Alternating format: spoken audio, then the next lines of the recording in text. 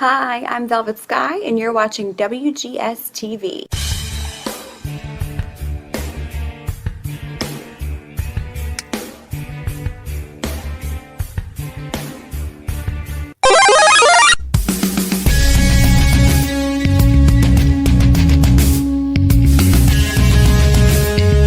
Have we hit record?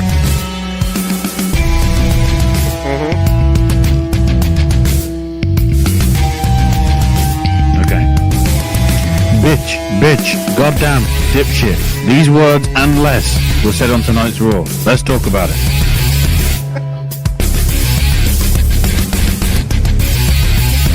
I was gonna let the intro play first.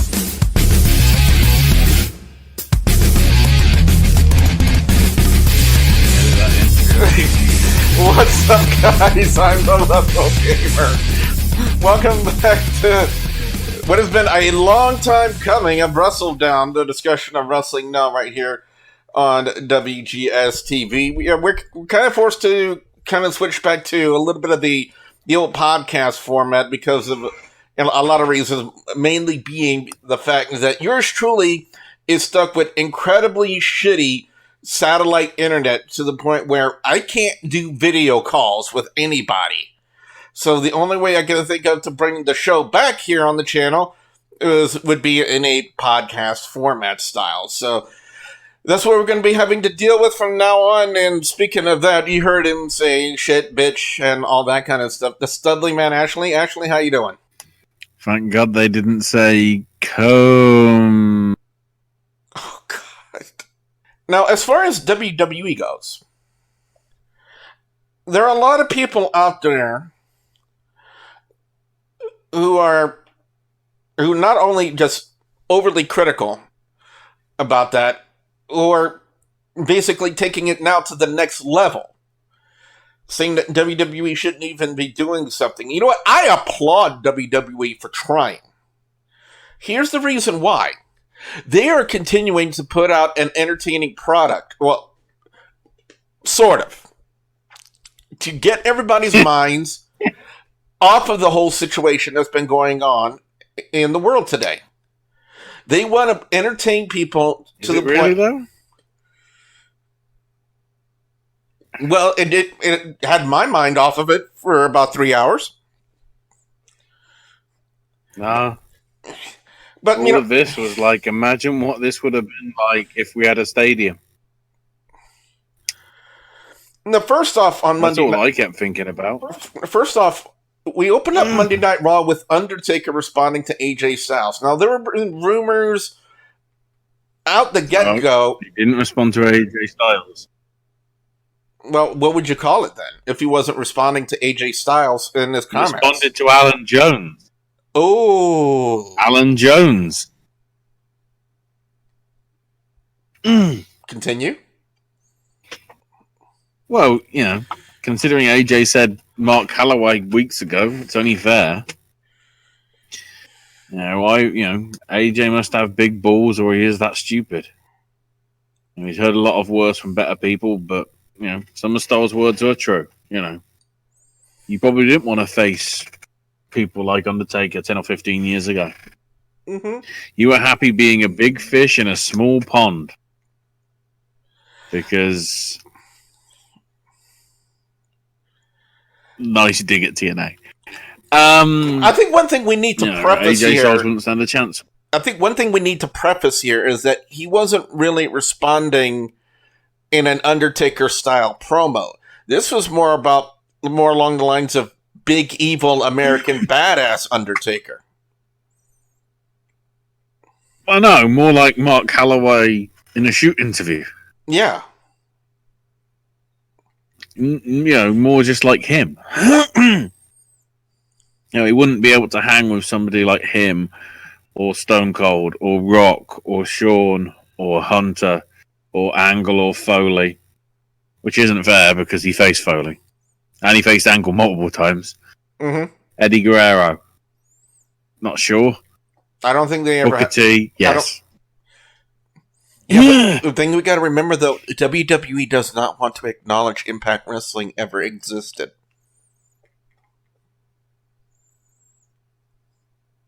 No, they should acknowledge that TNA exists, because even Impact doesn't want you to know that TNA exists apart from, this past weekend or this, the Impact, whatever show it is coming up. Things. Yeah. And then he understands what Alan said. But as soon as he mentioned Michelle McCool, that was it.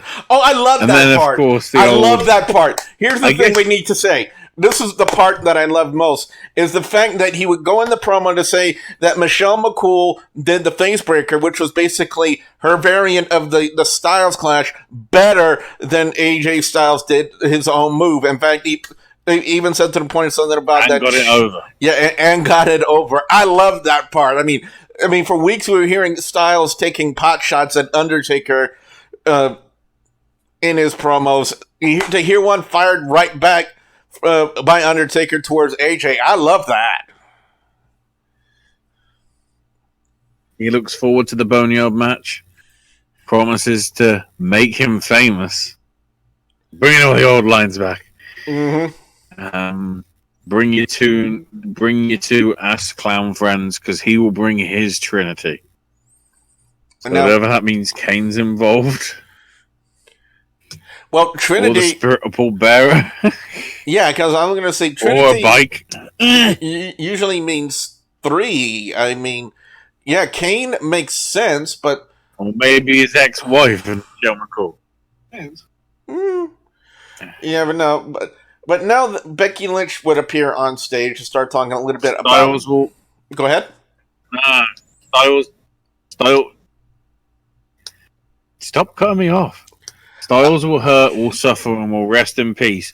And then we get a giant Alan J. Cuthbert Styles tombstone. Was it a tombstone or a casket? So it's time for a graveyard match. Why are we calling it a boneyard match? Because too many people have seen Lion King? Oh, no! Oh, an elephant graveyard match. Oh, I don't know if the world is ready for that. Even Disney wasn't ready for it. Cut to Becky in her big rig. For about the umpteenth time since we've seen it. Gee, I wonder how Becky was going to make her entrance at WrestleMania this year. In a Corvette. Yeah, sure. But then that would lead Becky going on stage at first talking a little bit about her upcoming match with Shayna at WrestleMania, which then led to them for the majority of the rest of the hour, essentially, them re-airing, filling up the rest of the hour with the main event of WrestleMania 35 last year. And going back on it, did it deserve to be in the main event? I still have my doubts. I mean, I even remember last year saying that I don't think this match should have been in the main event. Yes. But it did deliver on some things. Yeah, no, it should have. It should have. It was Ronda Rousey. It was the mainstream. If any way you can get the mainstream person into the main event, they'll do it. Or as close as possible. And considering everything that happened with the whole Nia Jax's broken nose with Becky, Ronda and Becky was going to be a great main event. They decided to add Charlotte Flair in because they weren't confident. Because I guess Charlotte has to do the first everything. Yeah. First NXT match at WrestleMania. Yep, but after the complete airing of the match, Becky would go on to talk about what's going to be happening with her and Shayna, and then from behind Shayna, just from out of nowhere, locks the Kirifuda clutch on Becky, and then as they make their way towards the announce table where Byron Saxton and Tom Phillips were, she then picks her up like she's about to powerbomb her, and instead swings her like a pendulum head first into the announcer's table right there, and that's how we would pretty much end the segment with that. The only thing I keep wondering about, Ash, is are we going to see Shayna bite Becky again and possibly turn her into a vampire?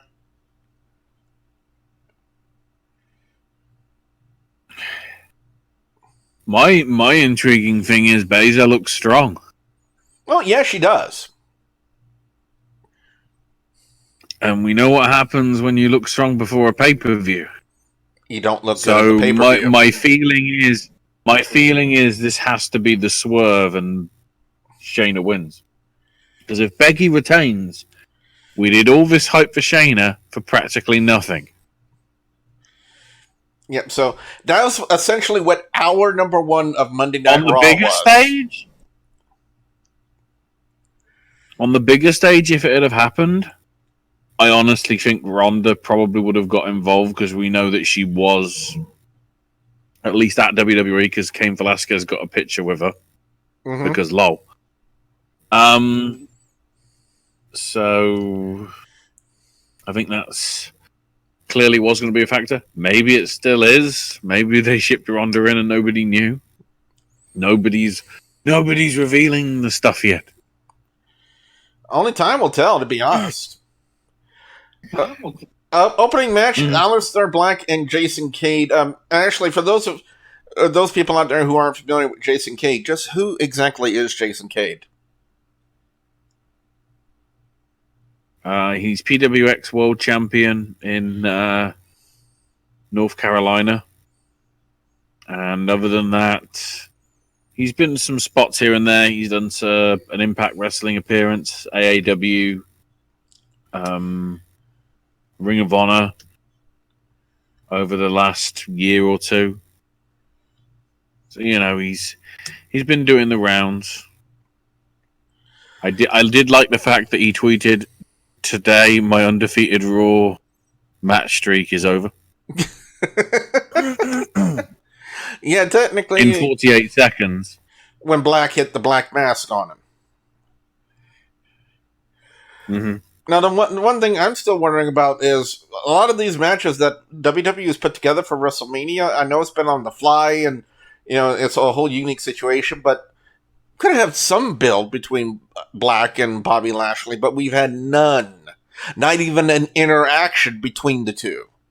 We could have at least a little bit of that on the Go Home show, but we didn't get that. What we did get, though, was a 6-man tag, with Street Profits and Kevin Owens taking on Angel Garza, and now WWE at this moment would make the announcement. To be fair, hang on. To be fair, Lashley was coming back from a South Africa trip, and so had to be in quarantine. Oh, okay, though that I did not know. So they couldn't do anything with that. But at the same time, why isn't it Lashley versus Rusev? I know he must be coming up to the end of his contract, but that makes more sense. I agree. It does. And then we get to, here's the publicity. It's Kevin Owens and the Street Profits versus Seth Rollins, Andrade, and Angel Garza. It's happening tonight. Except Andrade's hurt. Here comes Zelina Vega and Angel Garza. Says, unfortunately, Andrade suffered a serious rib injury. Was unable to compete. Which is probably why they screwed up the finish last week in that match, because Andrade was injured. Yep, so who did he get replaced by? Instead, we bring in Austin Theory for a trial by fire. And then when we say trial by fire, he may have accidentally gotten burned. Now, overall, I'm going to say the matchup wasn't bad per se, but there were some things that made me go, holy shit, how are they not hurt? I think one of the big themes being Montez's forward tope con Quito to the outside, where it looked like he just completely missed Austin Theory on the outside, and his tailbone cracked the steel rampway there. I'm not. No, I think it was his legs that hit the ramp. Oh, it was his legs. I think his upper body hit the padding. Thank God. The big thing is Austin should have caught him, but did and not. He just sort of dived out the way instead. And you would have to imagine officials This is what watching the happens match when you back give there somebody that were not happy they're about that. experienced on the indie scene. They're experienced on the indie scene and whatever. Mm-hmm.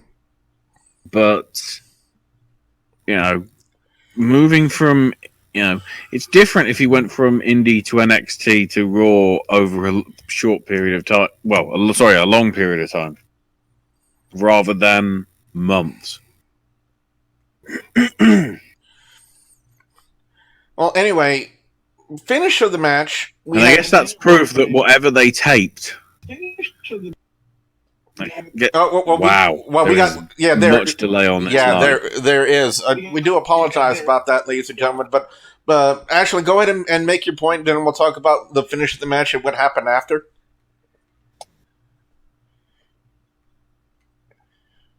The big thing for me is it's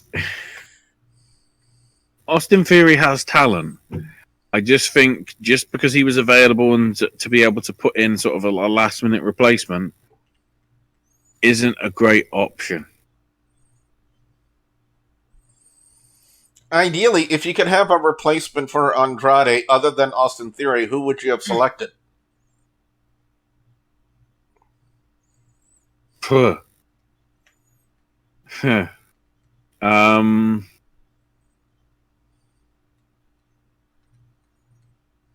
Trying to think of some of the people that are 205 Live style candidates. Maybe Gallagher, but I don't know whether he's he can't be in the UK because he was part of the 10-man thing.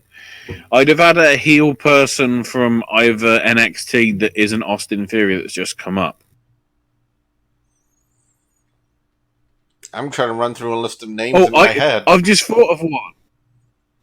I thought of one. Akam.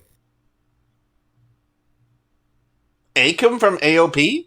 Just because Razar's injured doesn't mean that Akam can't wrestle if you're trying to fill in for something.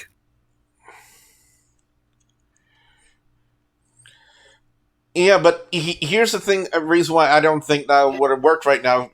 The main story in this 6-man tag was to put over 2 different matches, the Raw Tag Team Championship match and the matchup between Kevin Owens and Seth Rollins. How would you fit Akam's into that? I mean, I know he kind of fits with Rollins' gimmick, with him being the Monday Night Messiah, but you're supposed to be telling the story of the Raw Tag Team Championship at the same time, as well as the singles match with KO and Rollins. Street Profits have suffered from Rollins' faction. Yeah, you're right. But are they facing them at WrestleMania for the Raw Tag Team titles? It would make more sense.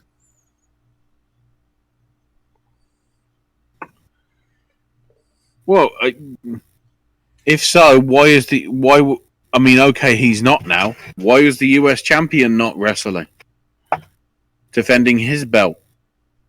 Why was he getting shoved into a Raw tag team title match? Well, like before, I've said already, it's a unique situation that we're in. A lot of people are being quarantined, being forced to stay at home. And unfortunately, Rey Mysterio was one of those people. But let's get on to the finish of the match, which was KO hitting the stunner on Garza, so Street Profits and Kevin Owens pick up the win. However, after the match was over, Seth Rollins would hit the curb stomp again on KO, which led to quite the unique promo by Owens, talking about their upcoming matchup at WrestleMania. And I didn't think you were allowed to get away with saying the word dipshit on the USA Network, but they definitely didn't bleep that out of Kevin Owens' promo.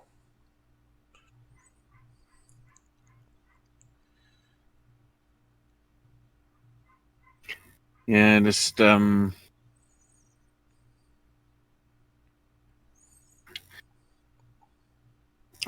dipshit. Yes. Hashtag it.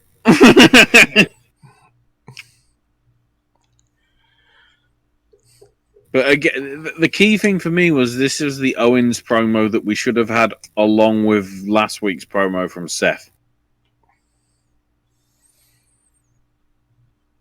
Because all of a sudden, Kevin actually looked like an actual contender. And not just meat.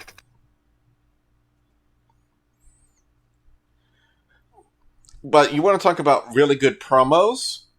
And KO's promo was really good. Edge. Namaste. Dennis Leary. I'm going to tell you this for a fact, ladies and gentlemen. He's been gone for 9 years. And when it comes to his promo skills, he has not lost a step. Edge, or Adam Copeland, whoever you want to call him, has that ability to suck you into his storyline, to make you feel the emotion of his character. And when you have a guy who is good enough to deliver on that emotion and make you feel that emotion during the promo. TLDR. TLDR, please go ahead. Orton's probably right about Adam Copeland being a junkie for Edge, but it's nothing to do with ego. It was just that feeling and reaction when the music hit.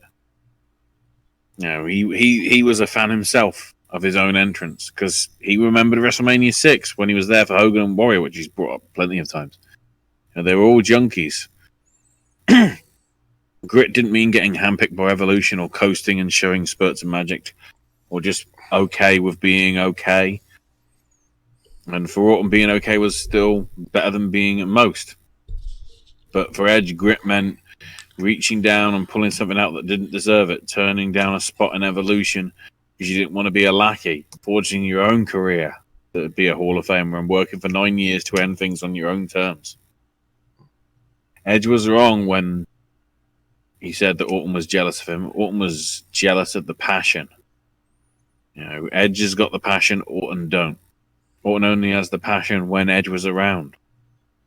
Everyone was saying Orton was at his best right now. It was because of Edge. And the last time he was that good turned out to be 9 years ago. Orton's a junkie. How Edge made him feel. Them voices forced Orton to make a horrible mistake. You know, the Rumble might have been enough closure, but then Randy put his hands on Beth and mentioned his kids. You know, and last week, Orton accepted the last man standing match against a man who dove headfirst for a flaming table with thumbtacks in every inch of his body just to grab that torch that Orton took for granted. You've stepped in another hole, Randy. This time I'm not going to pull you out, push you so far in that you can't get out. When you listen to that... What helped here was the camera was about 4 foot from his face. Yeah. Or if it wasn't, it was zoomed in like crazy. Yeah, and then you can see how wide-eyed he was for almost the entire duration of the promo. But it's not just the words in the promo that sold it. It was the way that he emoted, where he had just the right emotion at the right time when he was saying the right word, when he was delivering that promo that made you feel the anger in his promo, that made you feel that they're going to go to holy shit war at WrestleMania in this last man standing match, which will probably I'm going to say it right now. It'll be one of the matches to watch. Would be Edge and Randy Orton in that last man standing match, just to see what they will do, especially with the fact that last man standing matches can go anywhere in the building. But not just for that, but the story is so good. The execution of the story is so right on spot. It doesn't matter if there's an audience there or not. You're still feeling the emotions in this story with Edge and Randy Orton. And the fact that to this day, Edge is probably one of the best guys on the mic. And I'm not saying the best, I'm saying one of the best. And in fact, I want to say that tonight's promo kind of sold it for me that I really want to see Edge and Randy Orton at WrestleMania, regardless if it's at the Performance Center or if it's even in somebody's backyard. I still want to see the match happen between Edge and Randy Orton, and I think, for me, Ash, that promo cemented it.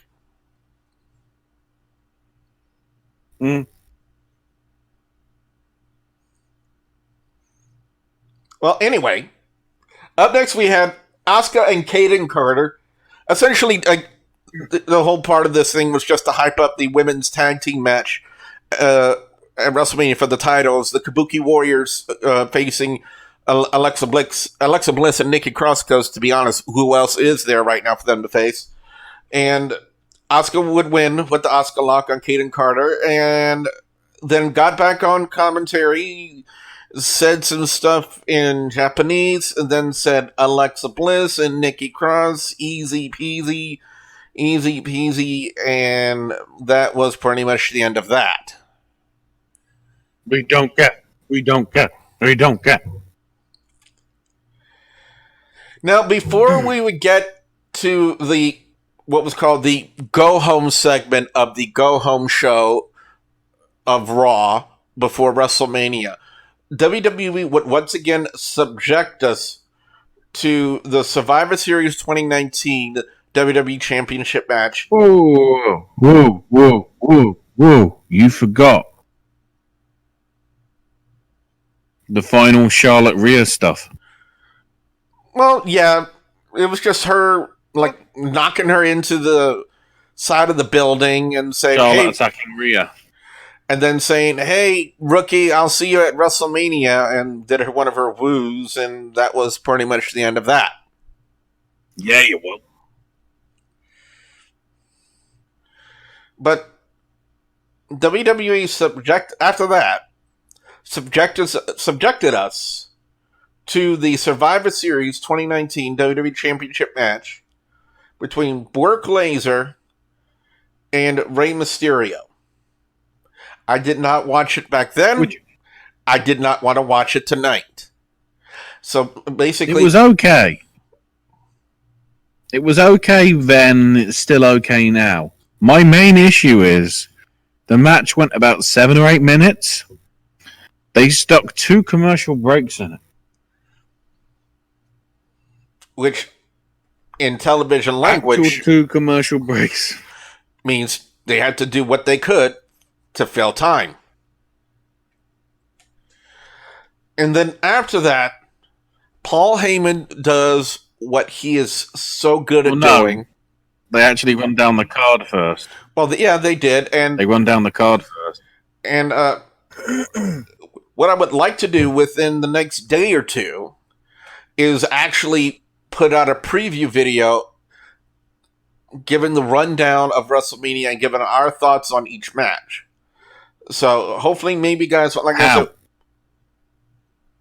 I don't know, but like I said, we're gonna have to do it literally on Saturday, because if they're not telling us the proper card,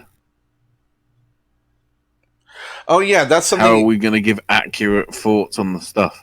I mean, considering the fact they're still promoting Goldberg versus Roman Reigns when TMZ has already been reported, along with other multiple sources on the internet, that Roman Reigns has already pulled out of that WrestleMania main event. Yeah, Roman Reigns is not taking part for whatever reason. You know, there's loads of reasons. Roman said, I don't care. It's just what's good for me. So that is the reason. So that has to be set up on Friday. If it isn't, that's really going to be awkward. But no. Yeah, Paul Heyman did what Paul Heyman did. And said, bitch. Well, but he says it in a way that makes you listen. Because he compared... The way he put it, because he not only puts over Brock Lesnar, but he puts over his opponent at the exact same time. Especially to the degree of saying that compared to the average person, Drew McIntyre is special. Compared to the person in the back, the people in the back, who he also said was probably one of the most unique and extraordinary rosters right now in that locker room, Drew McIntyre was special. But he said so was The Rock when Brock Lesnar beat him for the undisputed World Wrestling Federation Championship back in the day. And yes, it was at the time the World Wrestling Federation Undisputed Heavyweight Championship. I know my history, folks. I mean, it wasn't. No, it wasn't. So it was like right after the switch? SummerSlam 2002 was WWE. Oh, okay. WWE happened at Judgment Day. Oh, okay. Which was May. All right, well, I stand corrected. I stand corrected. But I'm not perfect. I'm not perfect, and I never said I was. Hogan. You said also Hogan was also special. Owens, Cena, Undertaker. And that Dean Ambrose, but we can't mention him. See, I wonder what's going on with the AEW and the TNT Championship. We'll make a video on that another day. But he basically said all of those people were special. McIntyre was special, but come WrestleMania, he was going to end up just like everybody. By the way, they actually censored goddamn. I mean, okay, they let dipshit slip out from Kevin Owens without a bleep, but they censored goddamn.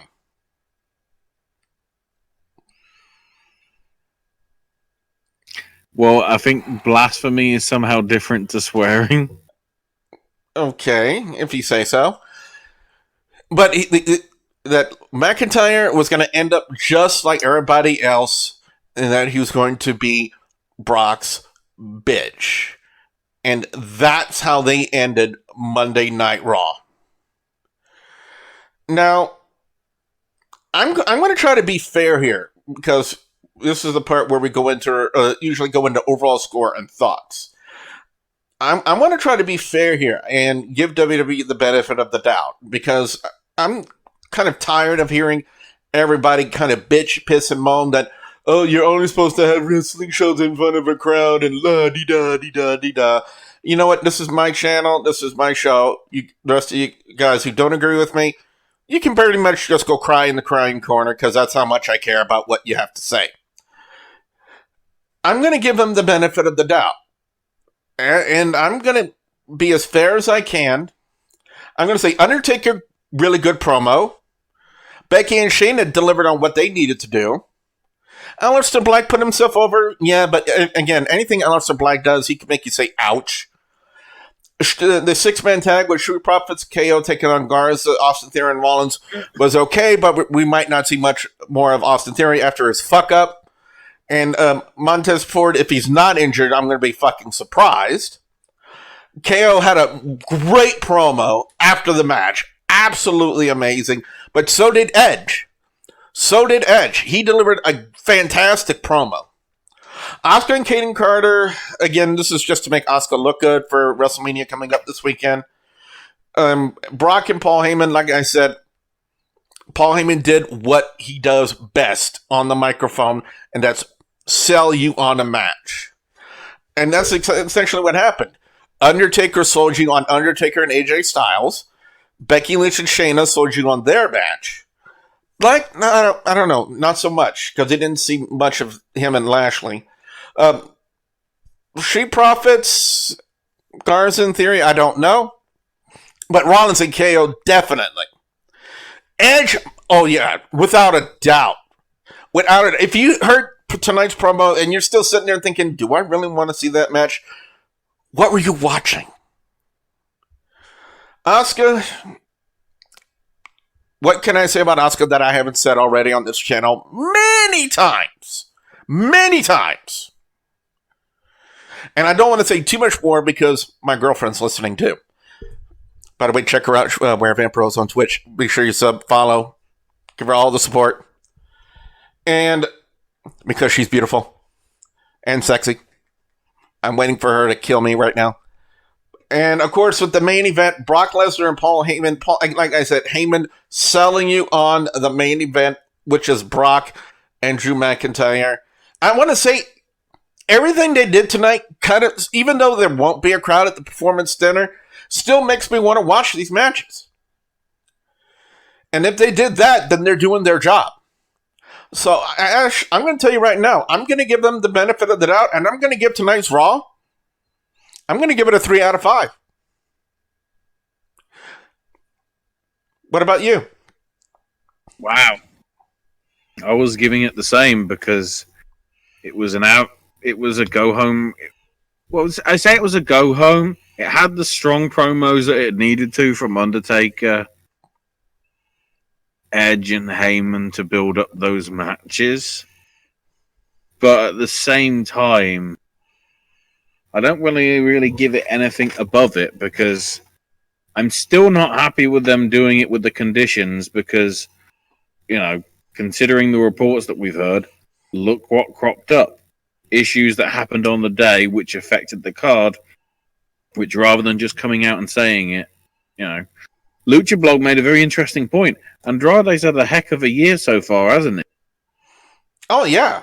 Wrestles at the Royal Rumble, gets banned for 28 days for failing a drug test, comes back within weeks, gets injured, would have been ready to wrestle at WrestleMania if it hadn't had to be pre-taped last week.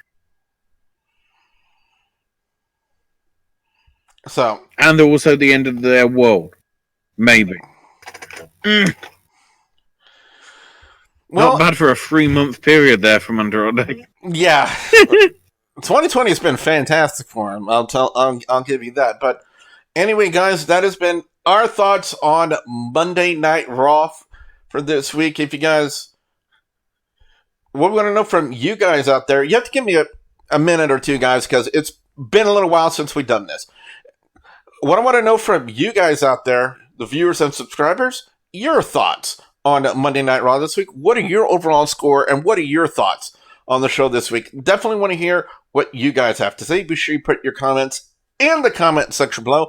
If you guys like this video, be sure you slam that like button like a champ. And if you guys want to see more wrestling talk with awesome gameplays right here on WGS-TV, you know the 2 ways you got to do it. You got to leg drop the subscribe button and hit that bell icon to turn on notifications so that way you guys will never miss out on another video right here on my channel. And lastly, before we go, I want to say, guys, again, stay safe out there. Stay safe. Follow the guidelines. Be sure you follow my sexy girlfriend on Twitch. Again, that's twitch.tv/WhereVampRose. Stay safe. Although I probably won't be after we're done here tonight. My face might be appearing on a milk carton very, very shortly. Again, and guys, just use your common sense, guys. Don't give in to fear. Don't listen to conspiracy theorists out there. Listen to the licensed professionals. Wash your hands. Stay safe, and please practice social distancing. I want everybody out there to stay safe. And before you know it, this whole COVID-19 nonsense will be over, and I'll be snuggling with my girlfriend. But in the meantime, guys, with my special thanks to the Studly Man Ashley, I'm your friendly neighborhood wrestling gamer, reminding all of you guys out there to just stay awesome. Bye, guys!